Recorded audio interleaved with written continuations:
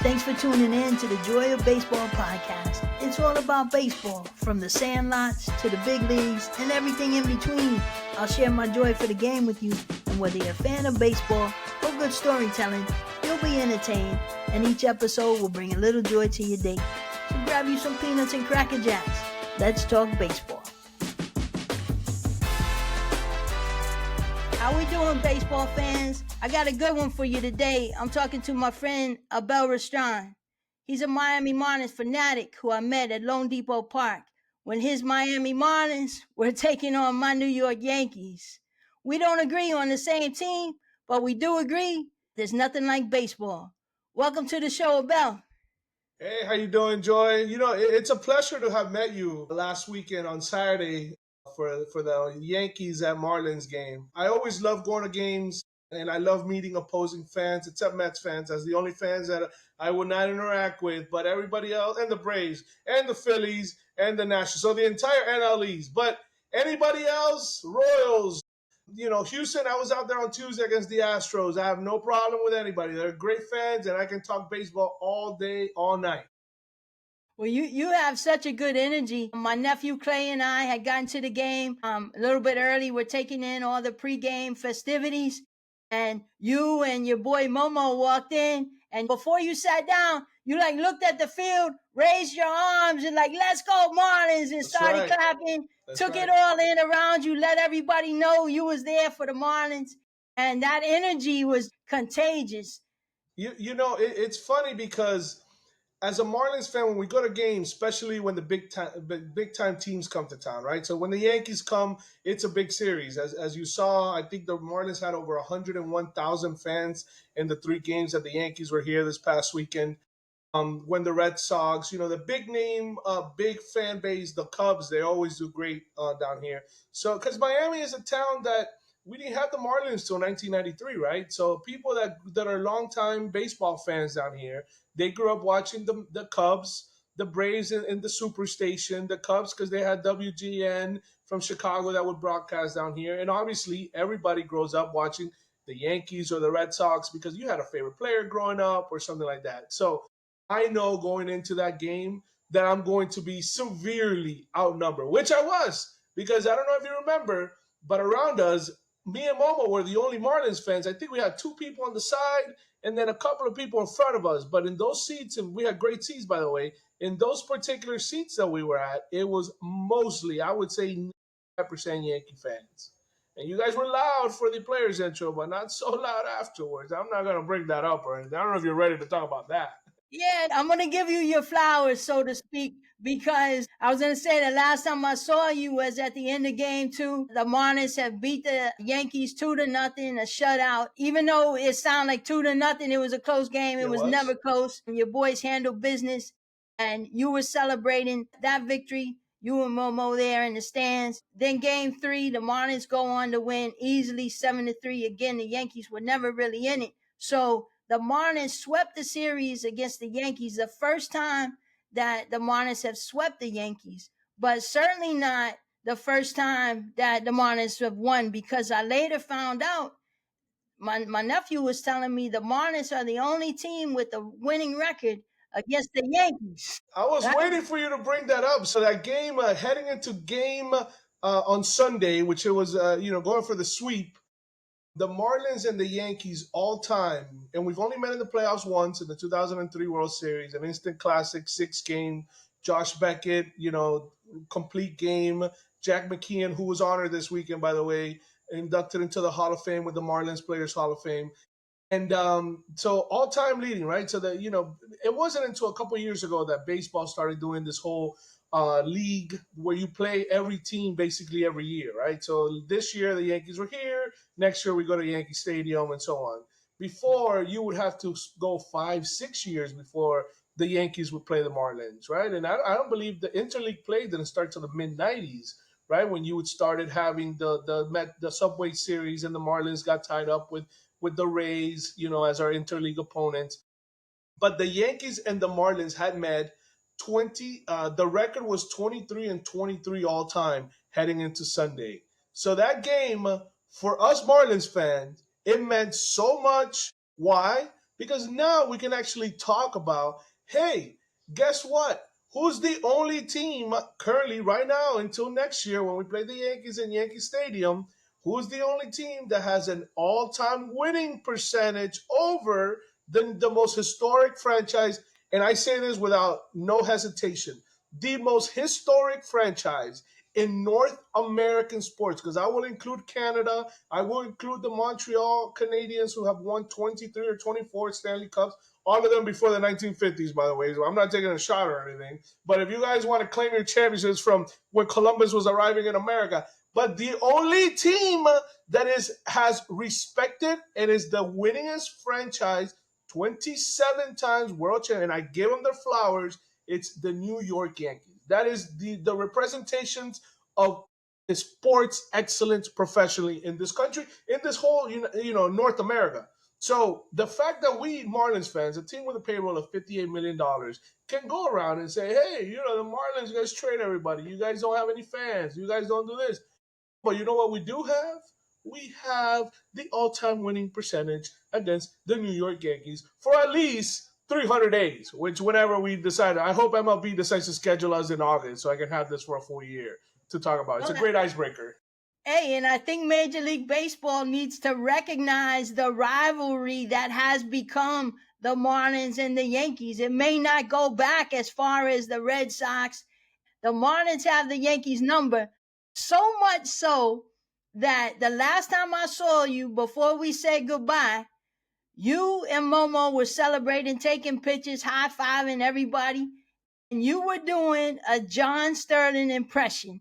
John Sterling is now retired, but the famed sportscaster for the New York Yankees, and you were doing his impression.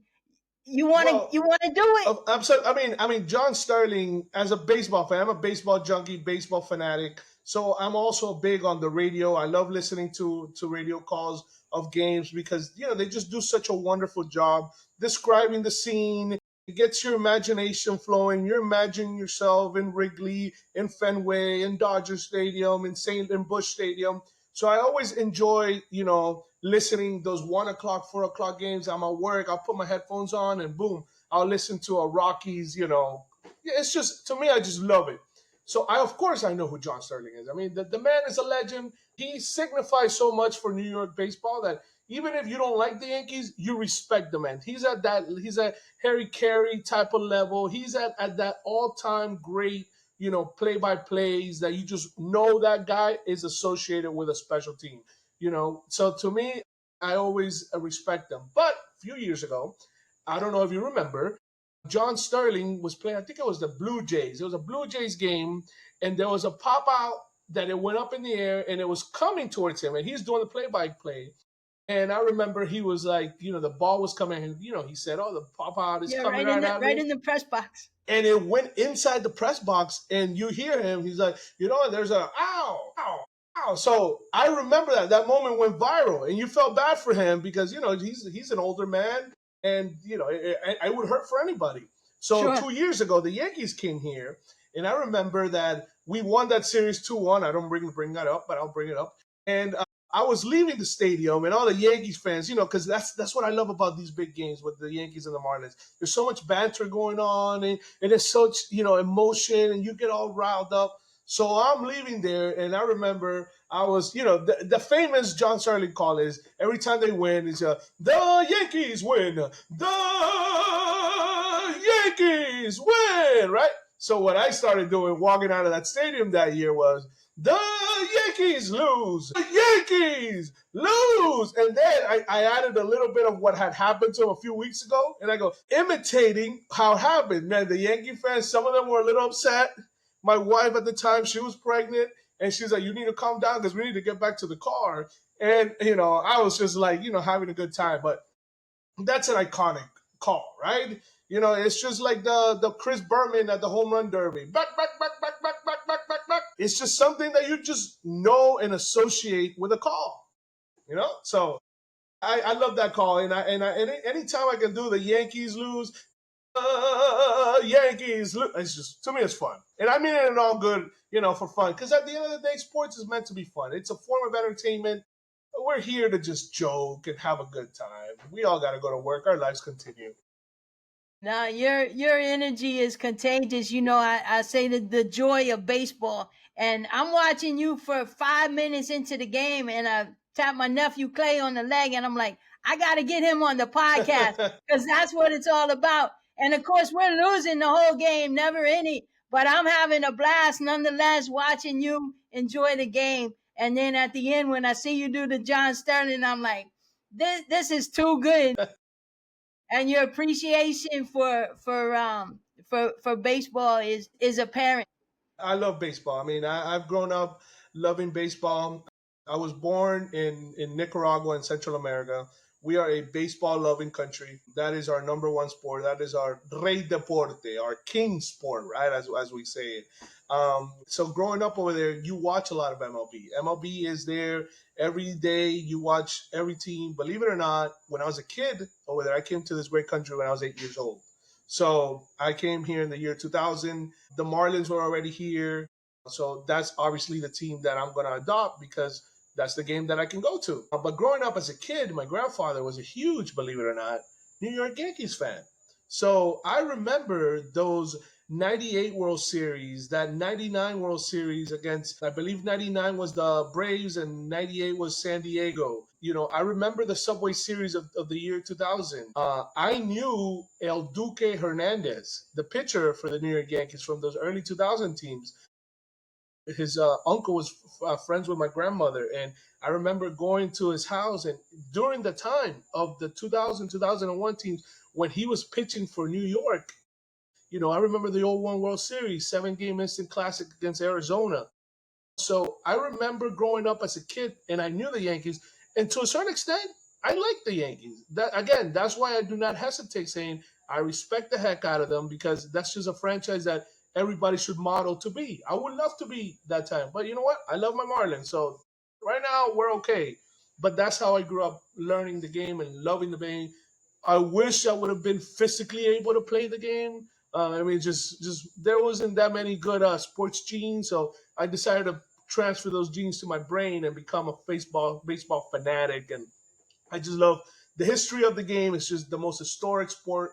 We can go back so many years. Baseball playoffs is just absolutely the best. I play this game where I'm always thinking about I can name you the 95, the 94 World Series, or there was no World Series in 94. I can name you the 95 World Series when the Yankees beat the Cleveland team. I can name you the Blue Jays back to back World Series, right? I love playing that game of like who was in that World Series. And my wife's like, go to sleep. And I'm like, who was in the 2006 World Series, right? Tell me it was the Cardinals, right? Was it the Cardinals? And she's like, I don't know. Go to sleep, you know, because, you know, it's not good pillow talk. But hey, we make it work. That's good stuff. You mentioned your family already, so I'm gonna jump ahead and ask. You're a father. Yeah, yeah. So I'm a happy father of two little girls. My oldest, she's almost 6. She's a huge, believe it or not, huge baseball fan. She I does was gonna not. ask you, are you gonna I raise take them to love the her. game? They have not missed an opening day since she was born. The only one that she missed was 2020 for obvious reasons. We did not have a baseball season. The little one, the middle one, she is almost 2 years old. So her first opening day was this past year against the Pirates. So she's already experiencing that. And I go to this little site by the kids' playground area at Marlins Park that I've been taking a picture of her every opening day in the same location because I'm building like a little collage, right? So like year 1, year 2, year 3. So eventually, hopefully, to me, opening day is like a family holiday. I take the day off from work. My wife takes the day off. We go with the kids, and it's just a full day of we know baseball's back. And my wife Yeah. is currently pregnant again, so she's doing like 3 weeks. So thank you, Congratulations. thank you. We're getting the boy now, so he'll definitely be a baseball fan. But to me, it doesn't matter, boy or girls. It's all about the love of the game, and I wanted to make sure that my daughters love the game, or at least I present it to them for them to have the option to love the game as much as I love it, and they enjoy going to the Marlins game. They do a great job for the kids. Sunday fun day, you get to run the bases, Billy the Marlin, they paint your face, balloons, and that's what the Marlins have to do. You know, we don't have the history of the Yankees where you've had already, you're going in 5 generations of Yankee fans, meaning you've had a great great grandfather that could have been a Yankee fan when the team was founded, and you had a grandfather, and then the father, now the sons, and those kids are having. we are basically at our second generation of fanhood. So the kids that were fans of the Yankees when the Marlins started in '93, we're now having kids. So now it's our turn to bring that passion over, and it's going to take time to build it. So that's why people forget. Even though we've won 2 World Series, we're still a fairly young team. So you were talking about your daughters being fans of baseball. I can appreciate that. One of the things you pointed out was the president of baseball operations, Yeah. So Caroline O'Connor, she's been with us for about 4 years. She's the president of business operations. So she's business operations. basically she is not the president of baseball operations. That would be Peter Bendix, who's been this is his second year. He came over from the Tampa Bay Rays.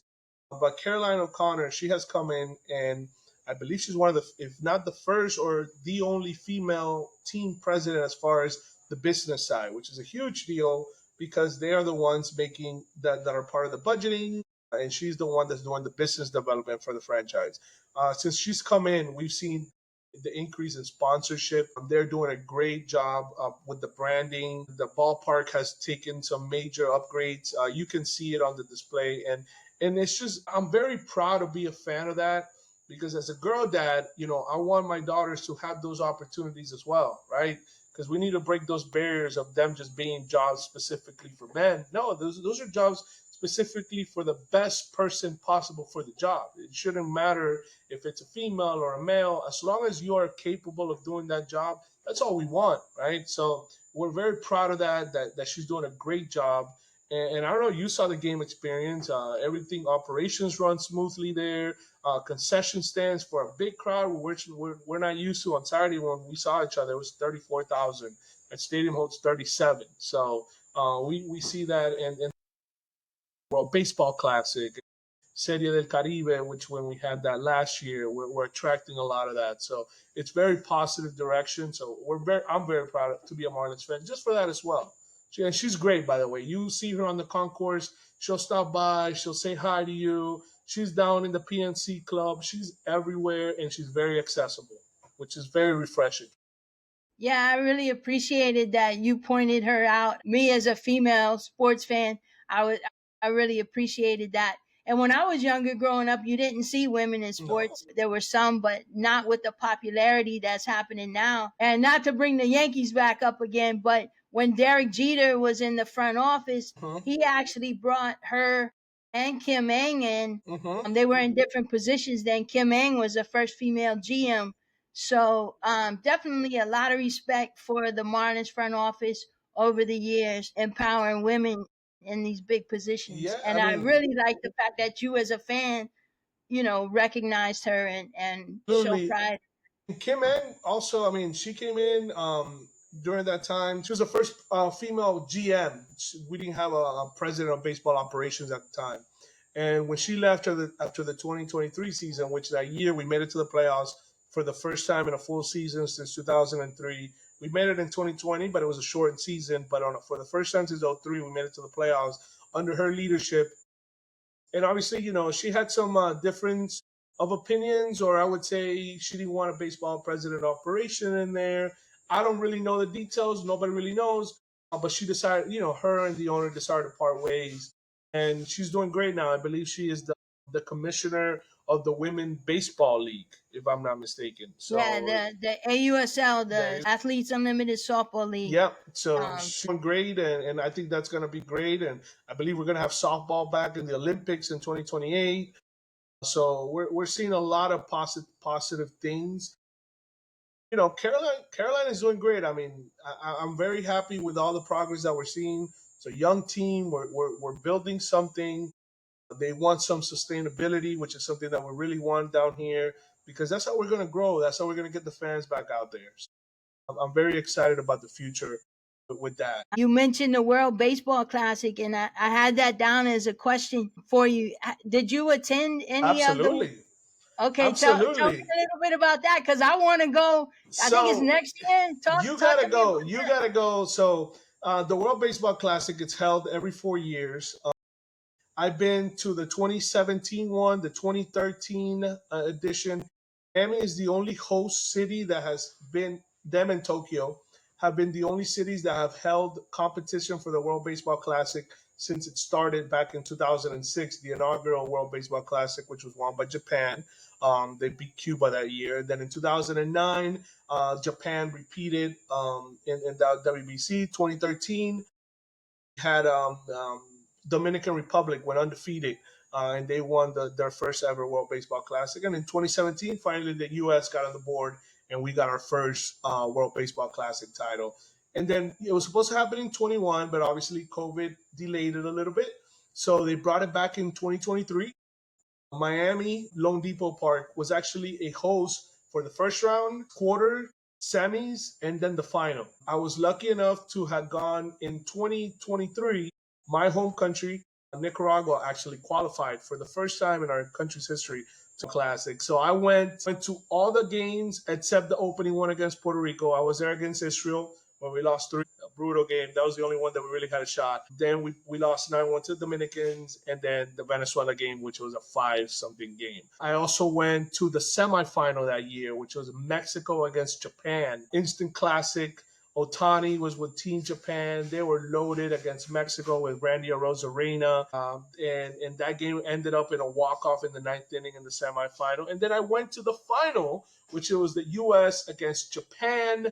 That famous Shohei Otani versus Mike Trout last pitch of the game, 2 outs. The U.S. only needed a run, and Otani struck him out. And I watched the Team Japan, which, by the way, amazing fans, amazing media. Those people were just super friendly, and they won their World Baseball Classic title there. And next year, we're back here. Nicaragua made it back to the World Baseball Classic, so you got to go. It's an experience that it's it's something that unless you're there, you don't see the love and the passion that the Latin community has for those teams. Right? Venezuela has a huge Venezuelan population down here in South Florida. They come out. The Dominicans. I mean, you think, oh, it's just the locals. No, people were traveling. I was speaking to people from New York, Orlando, Atlanta, Houston, who were coming in from these games. Puerto Rico, the same thing. So you're gonna Japan Japan. too. They was. I'm gonna show. I'm gonna send you some pictures that I took Please of the do. Japan. And they had a guy there banging a drum right in the outfield in the Budweiser the entire game. They were just there, doing their chants. So, as a baseball fan, you don't get to experience that, right? We all hear about the Japanese baseball league, how great it is, the Nippon baseball league, and how the fans go into the game. It's completely different from America, right? But you want to experience that. You want to feel that. So, next Absolutely. year is gonna be fun. The games start March 6th down here. You got to get yourself at least to one of those weekend games. I'm planning on it. Me and Clay will have to do another road trip. He said to tell you hello, by the way. Clay was the man. Clay was the Yeah, man. thank you. We'll be there. I've been looking at it already. And when you mentioned your background from Nicaragua and everything, I was like, wait a minute, I definitely got to find out about that. Yeah, we made it. We made it. We have, remember, our greatest athlete we've ever had is the pitcher by the name of Dennis Martinez. Dennis Martinez, El Presidente, Latin American born pitcher to pitch one of the 3 perfect games in MLB history in 1993. He did it with the Montreal Expos against the LA Dodgers in like something like 2 hours. The other day I was looking at the game logs. It was insane because it was like the 34-year anniversary. He was the first Latin pitcher to do it. No Latin pitcher to that time had pitched a perfect game. There's only been 23 of them. It's something very rare, right, to see a perfect game. So to us, Dennis Martinez is our GOAT. He's our legend, and we always love Dennis Martinez. As you should. So speaking of South Florida, the high school baseball programs in the Miami Fort Lauderdale area are legit. I'm a big high school baseball fan here in Key West. Do you follow any of the high school teams? So I'm a huge Miami Hurricanes baseball fan, Miami Okay, Hurricanes football fan, basketball. I'm a huge. It's all about the U, baby. It's all about the U, right? So of course, knowing that you have to love baseball down here because it's just part of our fabric.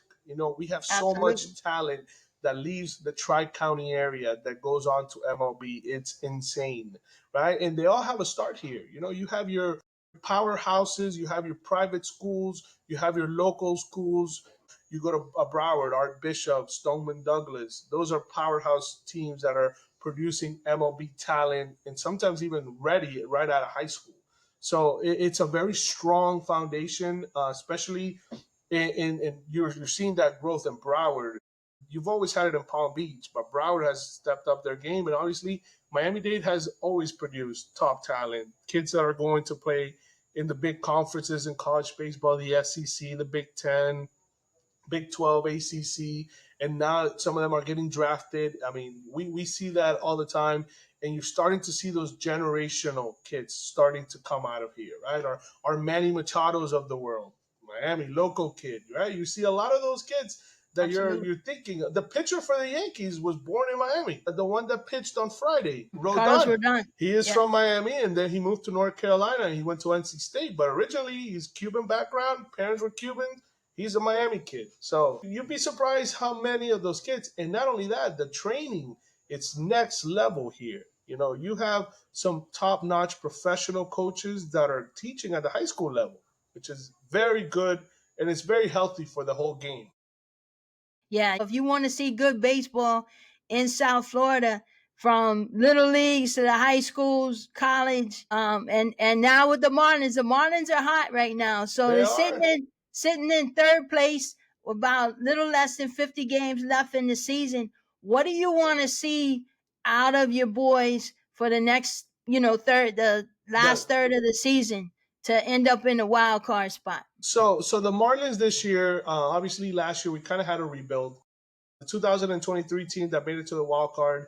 I believe we qualified, and you might have to check me on this, but I believe that they made the playoffs that year with the worst run differential ever in MLB history for a playoff team. We were negative 40 something. I mean, we were just scrapping by a bunch of 3-1, 3-2 games, close games, and then we got blown up a couple of times. So that they realized that that team had kind of peaked, and the best we could do was a wild card, right?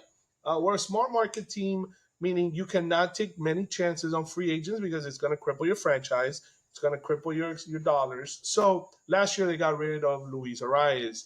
We got rid of Trevor Rogers. We got rid of Jake Berger. A lot of people really left the team, and we got a lot of young talent that came in. Jazz Chisholm went to the Yankees. And then this year coming in, I thought, okay, maybe this team, many of the writers, many of the experts were saying this was a 64 to 65 win team. You know, a little bit better from last year. Last year we won 61 games. And the fact that this team, they started a little rough, but come June, after we got swept by the Rockies, by the way, the Rockies did something at Lone Depot Park that the Yankees could not do, and that was to sweep the Marlins. We got swept by the Rockies at the beginning of June. Nobody was paying attention because the Panthers were in the Stanley Cup playoffs, and we were all focused on that. But that did happen. It was a Monday through Wednesday series. I'll never forget. And I thought, okay, maybe this team is just not there yet. A lot of young talent, a lot of kids aren't ready there. Then we got called up Agustin Ramirez, the guy who pitched 2 home runs against the Yankees on Saturday.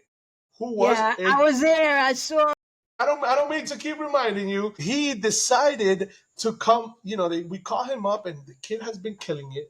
He was the centerpiece of the Jazz Chisholm trade. Kyle Stowers, our All-Star representative, who was part of that home run derby to decide the All-Star game, which was amazing. By the way, they need to bring Yeah, that. I loved it. I I loved it. loved I that. mean, I thought it was great.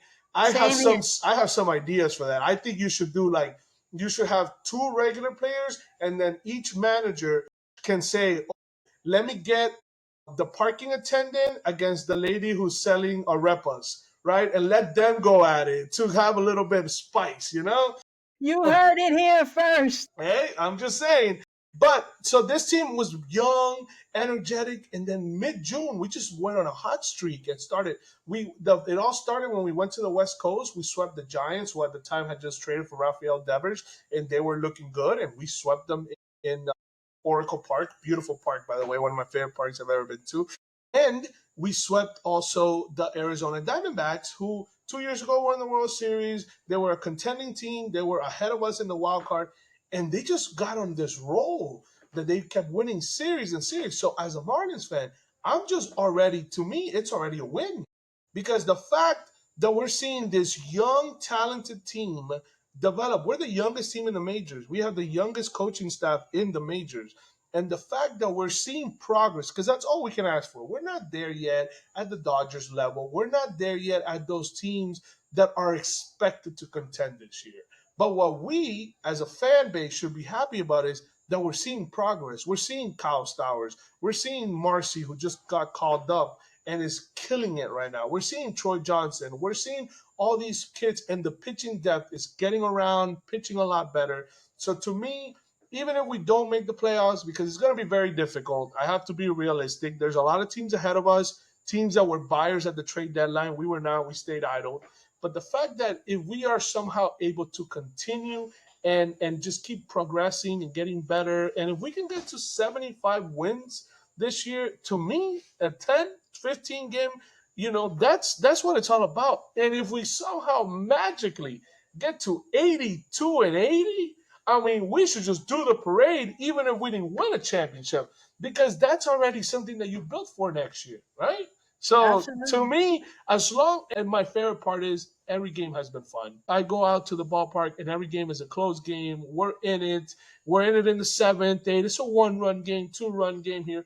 Those days of getting completely blown out are gone. That's what we were dealing with last year. So I just want to see this team get better and better, and let's just continue to build for the future. And you have such good talent. You mentioned Kyle Stauer. He was the National League Player of the Month. Yes. You mentioned he was an all-star, and he just backed that up with Player of the Month for July. First You time gotta since love that. Stanton. First time since Mike Stanton in 2017 when he had that magical NL MVP season that he had So you 59 still home call him runs. Mike. You still I call still him Mike. call him Mike because Mike came up as a Mike and he will go down as a Mike in my eyes, you know? I bought a jersey that said Mike Stanton, even though it didn't have his first name, but in my eyes it did. I just call him the Big G. Hey, But great. the Marlins and the Yankees have a history of trading players. You mentioned Jazz Chisholm, so the Yankees get Jazz Chisholm for a couple of prospects, one of which is Augustine Ramirez. Mm-hmm. I think you guys call him the Bus. Yes, the Agustin bus.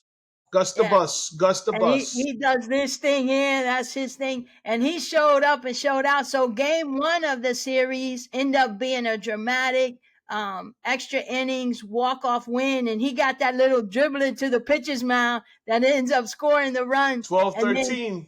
yeah. And the next day he comes up and hits 2 home runs, of which I never saw the ball land because you're sitting in front of me. And as soon as it went off the bat, you I stood was up. up.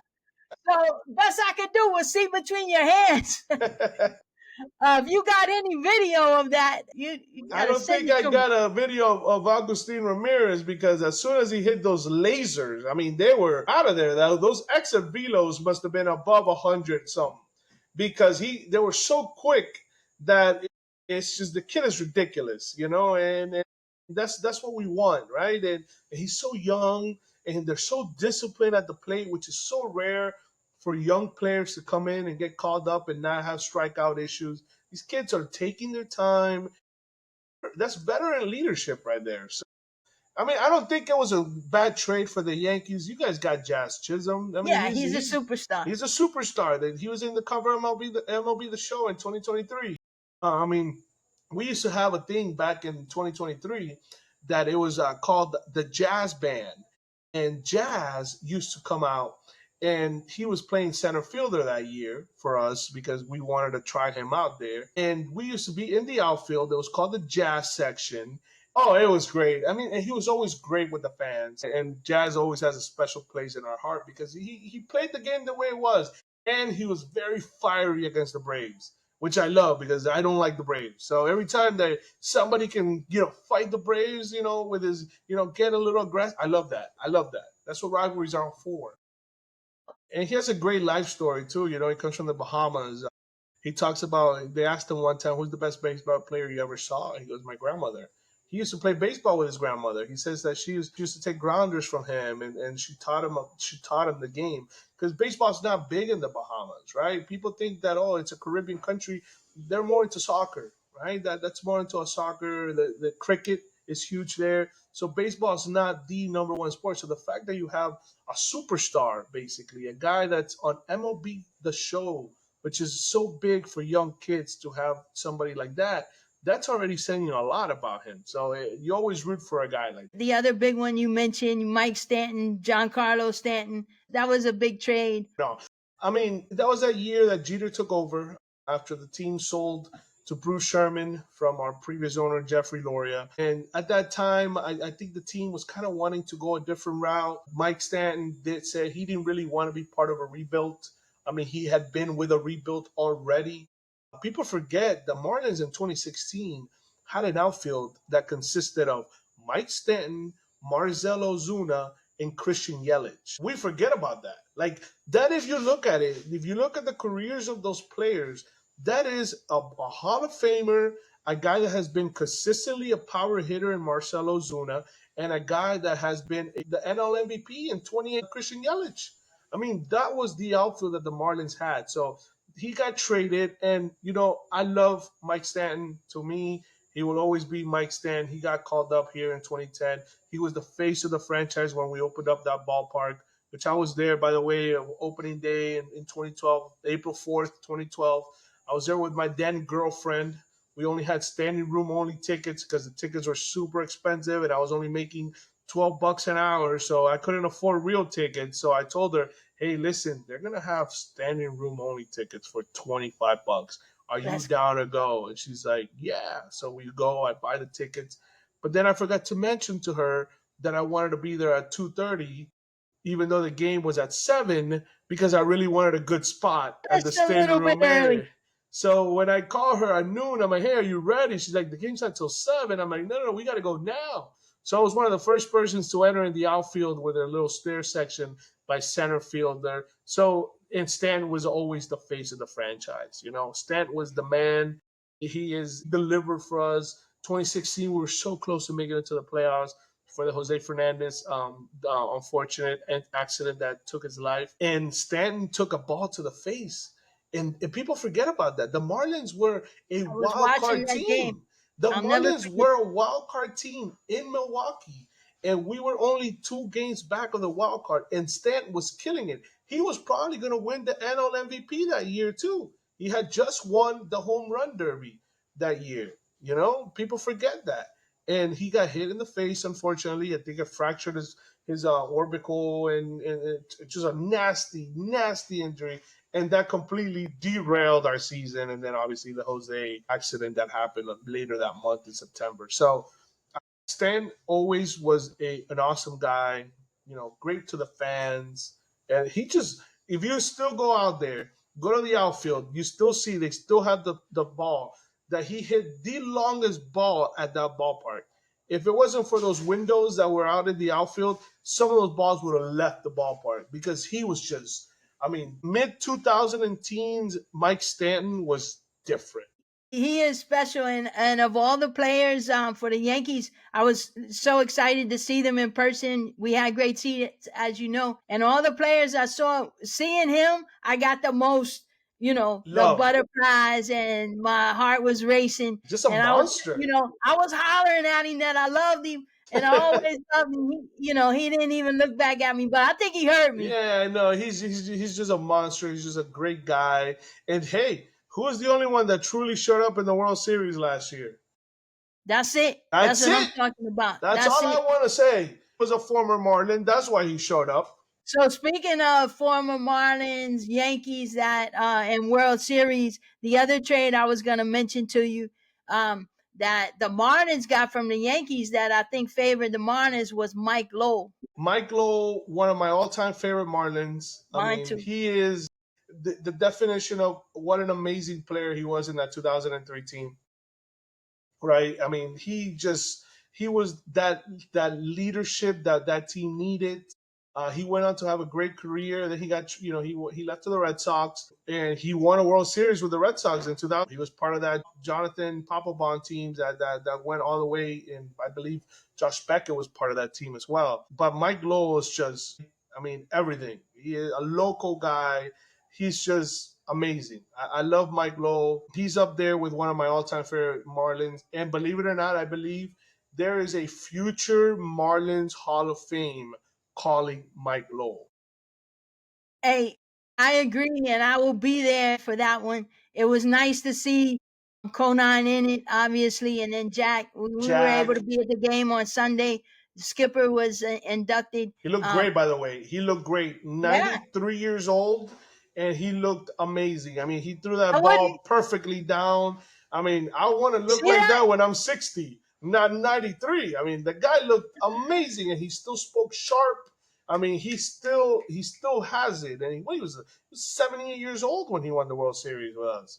Yeah, with his cigar, right? Yeah, the cigar, the famous Jack McKeon, and Jim Leland is also part of the Marlins Hall of Fame. This is the inaugural class that they started this year. I don't know if you got to check it out, but it's in actually in the 200 level section of the stadium. You can get up there very quick, right outside the suites. They have a nice little hallway. They have now the little plaques. They've already inducted. I was there for the Conine one on opening weekend that Sunday. Jim Leland was a couple of weeks ago.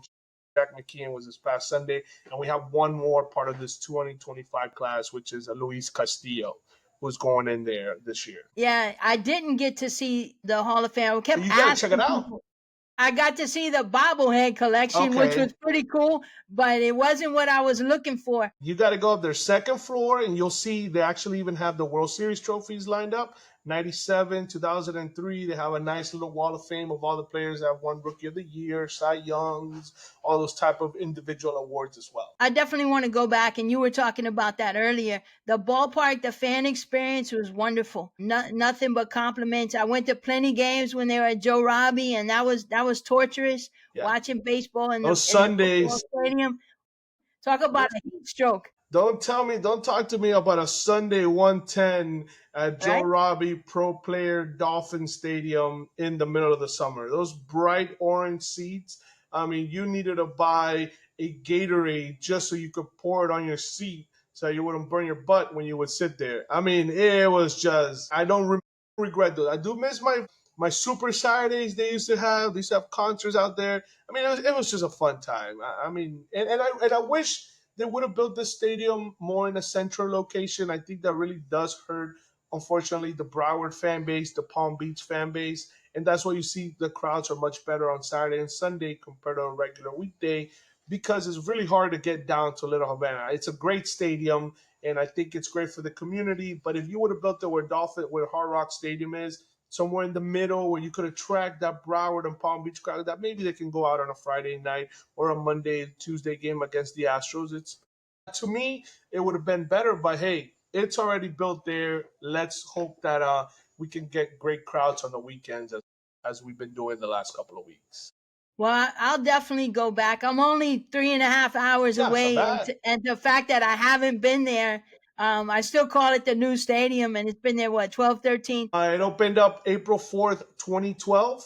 So Yeah, this is already their 13th 13. Yeah, season, which is crazy because it feels like it was yesterday that we were building that stadium, that the Orange Bowl was there. It feels like it right. was yesterday. Yeah, I will definitely go back. Let me ask you, because we talked a little bit about this already. The Martin ownership historically is known for the big trades and turning the team Fire over. sales and everything. Just when you fall in love, they rebuild and that whole thing. Played for years and years in a stadium that wasn't a baseball stadium. What is it about the Marlins that have kept your loyalty and earned your loyalty over the years? So I'm a baseball fanatic, baseball lover. I mean, sometimes my wife's like, "You need to go to sleep because I'm watching the A's play the Giants because it's a rivalry game on a Wednesday at 1 a.m." Right? Like, I just love watching Those baseball. West Coast games. You But even watch West yeah, Coast games? I'll watch West Coast games if there's something going on, especially when the Hard Rock app came down here. Oh man, that's just trouble. So to me, I mean, I love growing up with the Marlins fans because I remember my Marlins, those '03 championship team, those teams I just built as a fan, as a kid. In 2003, I was only 11 years old, right? So I remember that team, and that was like my first true love championship team. What a fun experience. So that has kept me. I've always loved going to Marlins game. I think it's a great experience, even when we were at Joe Robbie. To me, it's never been an issue. Do I get my heart breaking? Absolutely. I mean, it happened because, unfortunately, I do also understand that baseball is a business, right? And we just simply are not the big market, big spending team. We will never be. Why? Because we don't have the corporate support that teams in New York or Boston, those historic franchises that have big corporations that are willing to spend money into it. Our local TV deal here, compared to the Dodgers making $250 million a year, we're making maybe 60 to 75. So, yes, do I wish we had an owner that would spend more? Absolutely. But then again, I understand it's a business and the fans aren't showing up. So it's kind of like the chicken or the egg type of thing. Right, Do we right, right. spend the money and build the championship team? But then people say, well, they're only going to do it for a year and then they're going to trade everybody, like we did in 2012.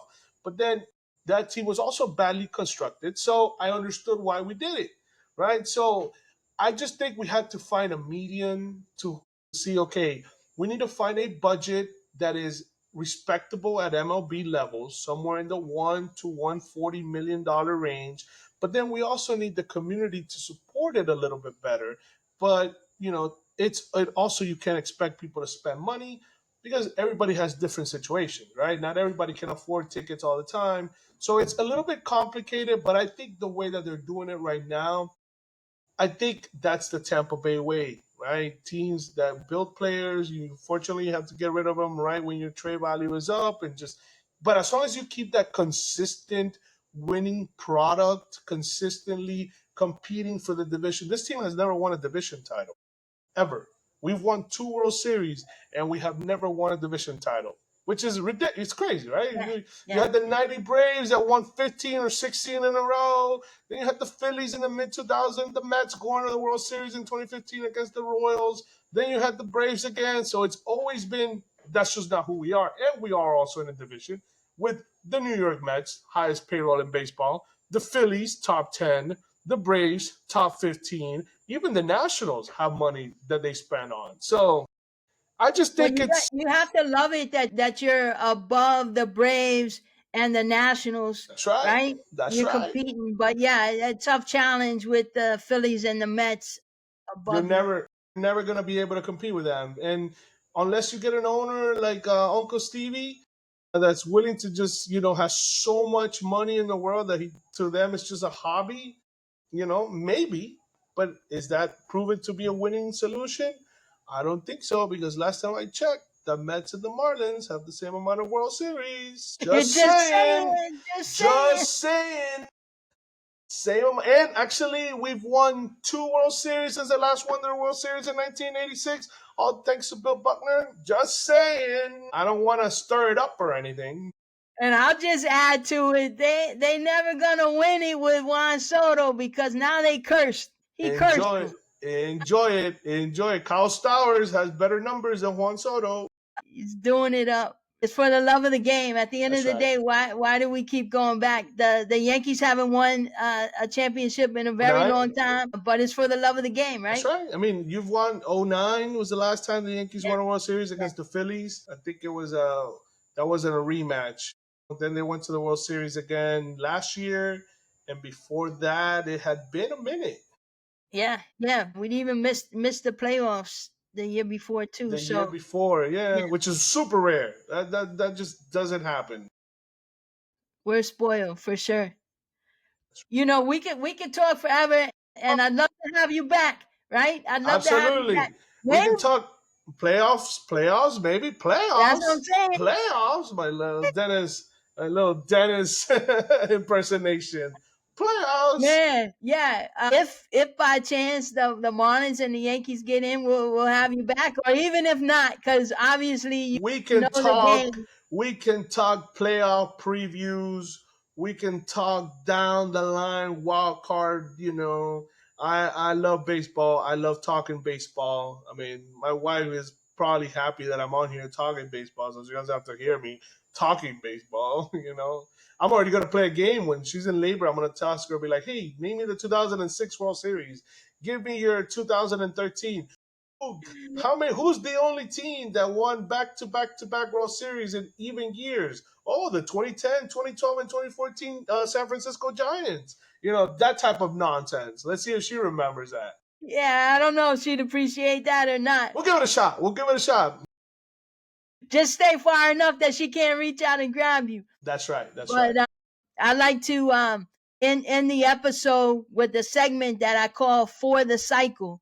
And I ask you 4 questions, and just like completing a cycle in baseball, it gets harder as it goes, okay? You ready for I'm it? ready. I was born ready. All right, let's go. Question number 1. What would your walk-up song be? Take Me Out to the Ball Game by Luke Combs. That song's been Ooh, on my playlist lately.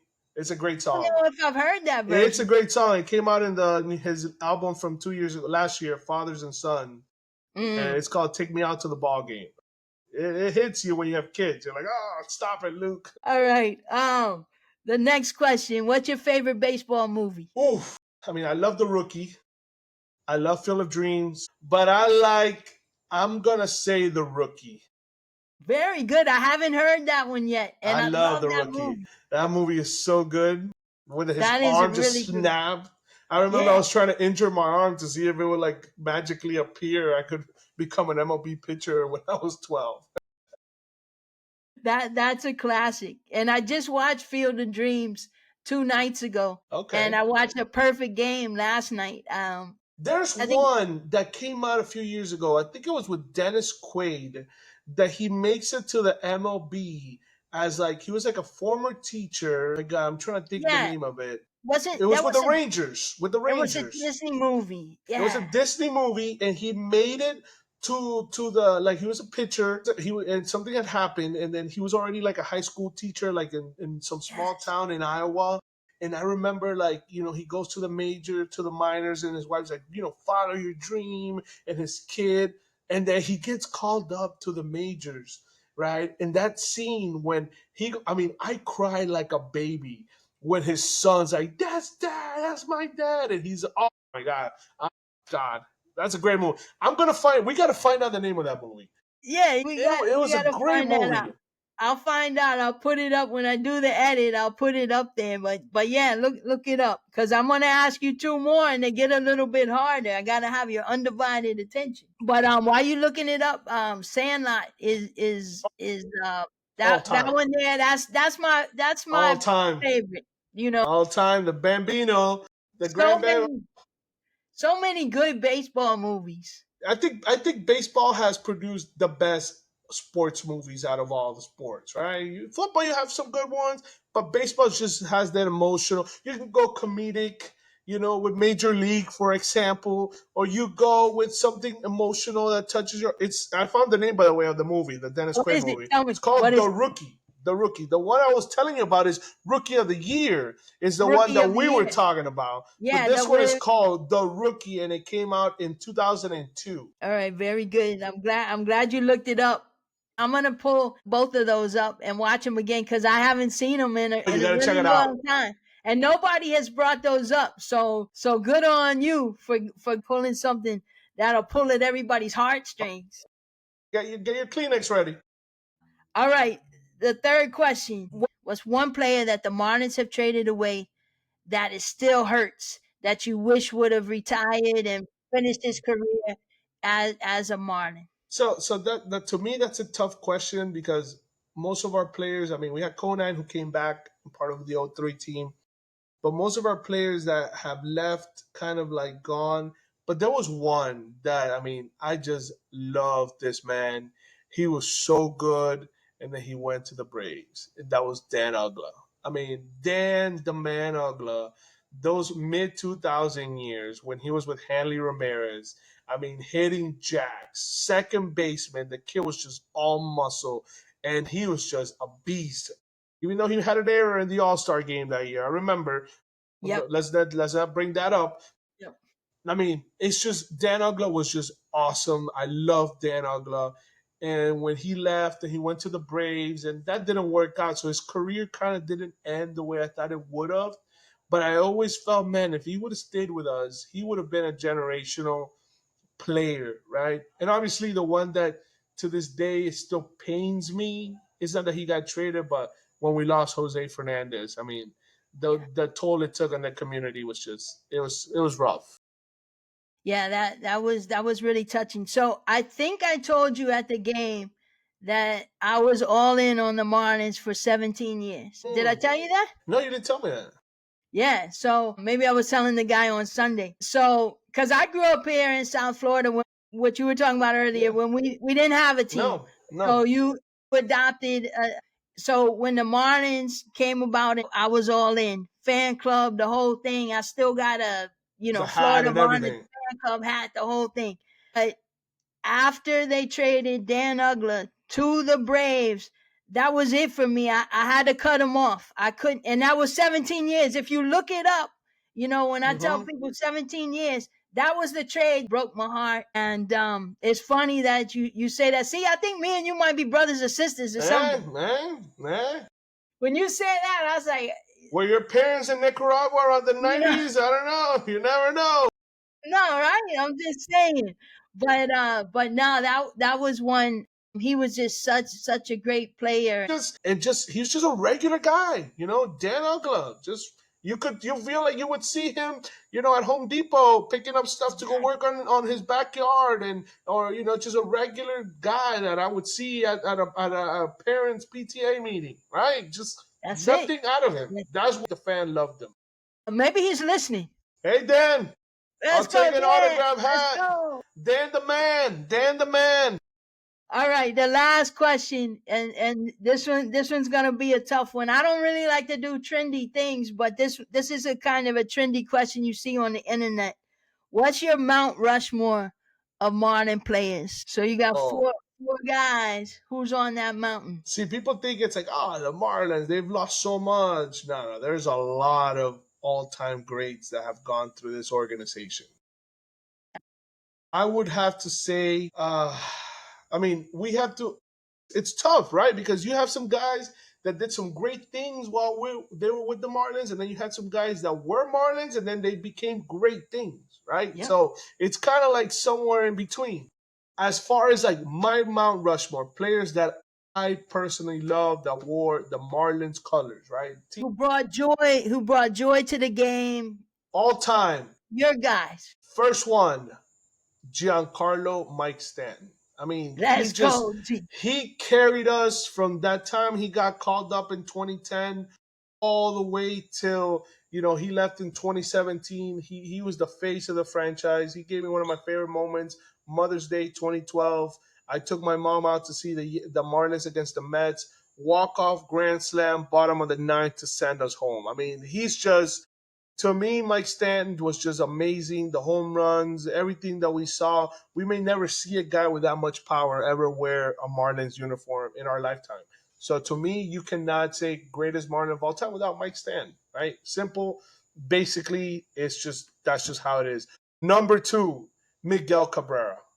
Miguel Miggy. Cabrera, I mean, Miggy, the man came in 2003, rookie, just dominated everything. I mean, the guy was just killing it. Had a home run of the Rocket, Roger Clemens, in the World Series.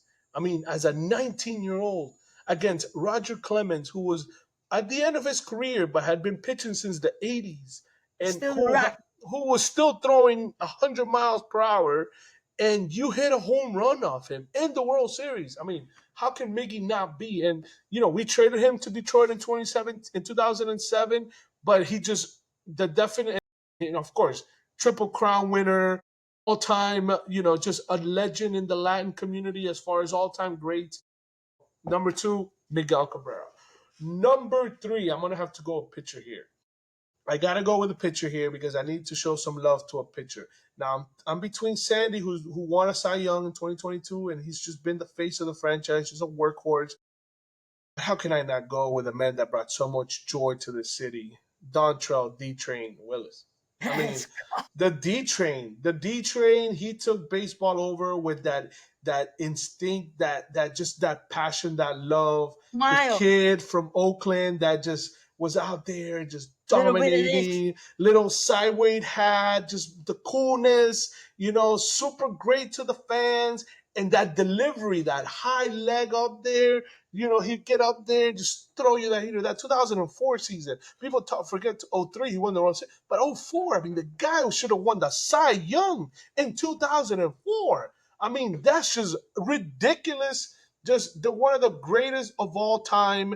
His numbers or his stats might not say he's a one, but in the heart of Marlins fans, I mean, Dontrell, D-Train, I mean, just amazing. And my favorite, and I'm going to have to go with another pitcher because people forget about him, but those years, he is probably the most underrated pitcher we've ever had.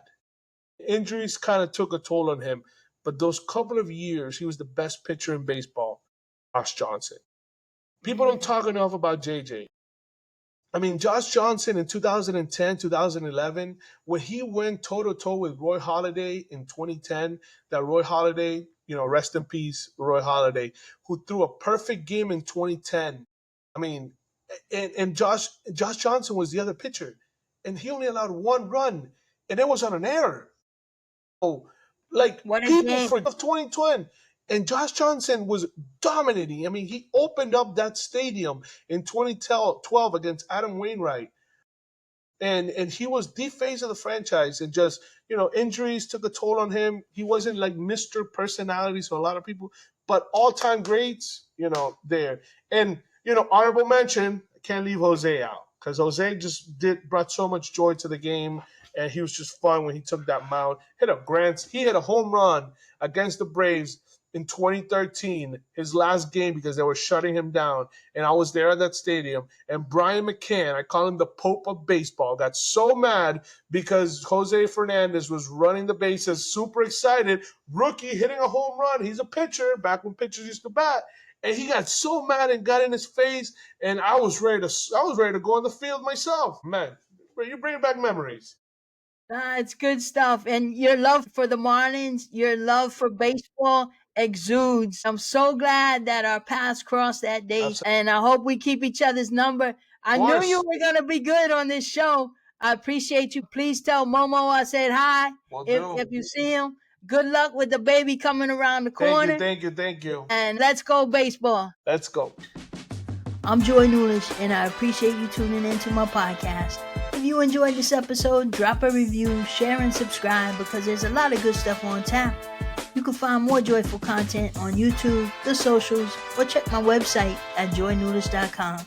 Now go surround yourself with the things that bring joy to your world. Until next time, much love.